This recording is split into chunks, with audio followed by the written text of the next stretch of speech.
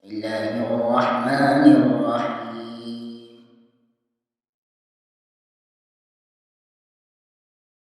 ألف لام ميم صاد. كتاب أنزل إليك فلا يكن في صدرك حرج منه لتنذر به وذكرى للمؤمنين. اتبعوا ما أنزل إليكم من ربكم ولا تتبعوا من دونه أولياء قليلا ما تذكرون.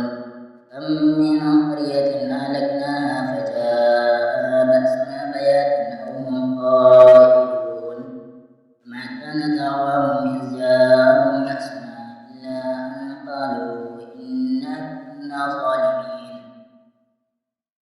فلنسألن الذين أرسل إليهم ولنسألن المرسلين لنقصن عليهم بعلم وما كنا غائبين.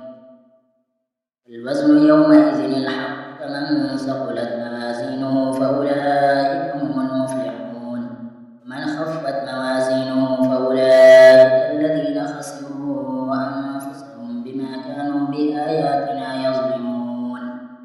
ولقد مكناكم في الأرض وجعلنا لكم فيها معايش قليلا ما تشكرون.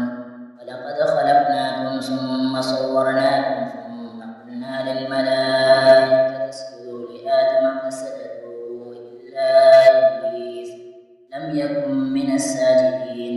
قال ما منعك ألا تسجد إذ أمرتك؟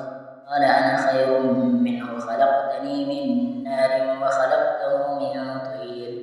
قال فاهبط منها فما يكون لك أن تتكبر فيها فاخرج إنك من الصاغرين.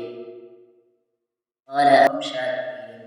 قال اخرج منها مذءوما مدحورا فمن تبعك منهم لأملأن جهنم منكم أجمعين. فيا آدم اسكن أنت وزوجك الجنة فكلا من حيث شئتما ولا تقربا هذه الشجرة فتكونا من الظالمين. فوسوس لهما الشيطان ليبدي لهما ما وري عنهما من سوآتهما وقال ما نهاكما ربكما عن هذه الشجرة إلا أن تكونا ملكين أو تكونا من الخالدين. فقاسمهما إني لكما لمن الناصحين فدلاهما بغرور. فلما ذاقا الشجرة بدت لهما سوآتهما وطفقا يخصفان عليهما من ورق الجنة وناداهما ربهما ألم أنهكما عن تلكما الشجرة وأقل لكما إن الشيطان لكما عدو مبين. قالا ربنا ظلمنا أنفسنا وإن لم تغفر لنا وترحمنا لنكونن من الخاسرين. قال اهبطوا بعضكم لبعض عدو ولكم في الأرض مستقر ومتاع إلى حين. قال فيها تحيون وفيها تموتون ومنها تخرجون. يا بني آدم قد أنزلنا عليكم لباسا يواري سوآتكم وريشا لباس التقوى ذلك خير ذلك من آيات الله لعلهم يذكرون. يا بني آدم لا يفتنكم الشيطان كما أخرج أبويكم من الجنة ينزع عنهما لباسهما ليريهما سوآتهما إنه يراكم هو وقبيله من حيث لا ترونهم إنا جعلنا الشياطين أولياء للذين لا يؤمنون.